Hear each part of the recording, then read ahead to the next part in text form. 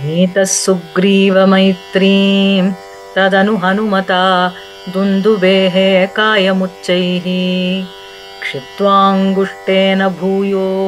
लुलवितयुगपत् पत्रिणा सप्तसालान् हत्वा सुग्रीवगातोद्यमतुलबलं वालिनं व्याजवृत्त्या वर्षावेलामनैषीर्विरहतरलितस्त्वं मतङ्गाश्रमान्ते सुग्रीवेणानुजोक्त्या सभयमभियता यूहितां वाहिनीं तां वृक्षाणां वीक्ष्य दिक्षु द्रुतमथ दयिता मार्गणायावनम्रां सन्देशं चाङ्गुलीयं पवनसुतकरे प्रादिशो मोदशाली मार्गे मार्गे ममार्गे कपिभिरपि तदा त्वत्प्रियासप्रयासैः त्वद्वार्ता कर्णनोद्यत् गरुदुरु जव सम्पाति सम्पाति वाक्य प्रोत्तीर्णार्णोदिरन्तर्नगरि जनकजां वीक्ष्य दत्त्वाङ्गुलीयम् प्रक्षुद्योद्यानमक्षक्षपणचणरणः सोढबन्धो दशास्यं दृष्ट्वा प्लुष्ट्वा च लङ्कां झटिति स हनुमान् मौलिरत्नं ददौ ते त्वं सुग्रीवाङ्गदादि प्रबल कपिचमू चक्रविक्रान्तभूमि चक्रोभिक्रम्य पारे जलधि निशिचरेन्द्रानुजाश्रीयमाणः तत्प्रोक्तां शत्रुवार्तां रहसि निशमयन् प्रार्थनापार्त्यरोष प्रास्ताग्नेयास्त्रतेजस्त्रसदुदधिगिरा लब्धवान् मध्यमार्गम् ईशैराशान्तरोपाहृत गिरिनिकरैः सेतुमाधाप्य यातो यातून्यामर्त्य दंष्ट्रा नकशिखरि शिलासालशस्त्रैः स्वसैन्यैः व्याकुर्वन् सानुजस्त्वं समरभुवि परं विक्रमं शक्रजेत्रा वेगान्नागास्त्रबद्धः पतगपतिगरुत् मारुतैर्मोचितो भूः सौमित्रिस्त्वत्र शक्तिप्रहृतिगलदसुः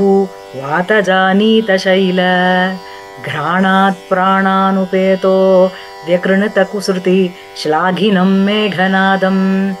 मायाक्षोभेषु वैभीषणवचनहृतस्तम्भनः कुम्भकर्णं सम्प्राप्तं कम्पितोर्वितलम् अखिलचमू बक्षिणं व्यक्षिणोस्त्वं गृह्णन् जम्बारि सम्प्रेषित रथकवचौ रावणेनाभियुध्यन् ब्रह्मास्त्रेणास्य भिन्दन् गलततिमबलाम् अग्निशुद्धां प्रगृह्णन् देवश्रेणीवरोज्जीवित समरमृतैरक्षतैर्क्षसङ्घैः लङ्काभर्त्रा च साकं निजनगरमगाः सप्रियः पुष्पकेण प्रीतो दिव्याभिषेकैरयुतसमधिकान् वत्सरान् पर्यरंसीः मैथिल्यां पापवाचा शिव शिव किल तां गर्भिणीमभ्यहासीः शत्रुघ्नेनार्दयित्वा लवणनिशिचरं प्रार्थयः शूद्रपाशं तावत् वाल्मीकिगेः कृतवसतिरूपासूतसीतासुतौ ते वाल्मीकेस्त्वत्सुतोद्गापित मधुरकृतेराज्ञया यज्ञवाटे सीतां त्वय्याप्तुकामे क्षितिमविशदसौ त्वं च कालार्तितो भूः हेतोः सौमित्रिघाती स्वयमतसरयू मग्ननिःशेषभृत्यैः साकं नाकं प्रयातो निजपदमगमो देववैकुण्ठमाद्यम्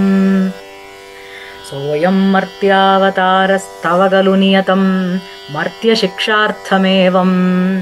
विश्लेषार्तिनिरगास्त्यजनमपि भवेत् कामधर्मातिसक्त्या चेत्स्वात्मानुभूतेः क्वनु तव मनसो विक्रियाचक्रपाणे सत्त्वं सत्त्वैकमूर्ते पवनपुरपते व्याधुनो व्याधितापान्।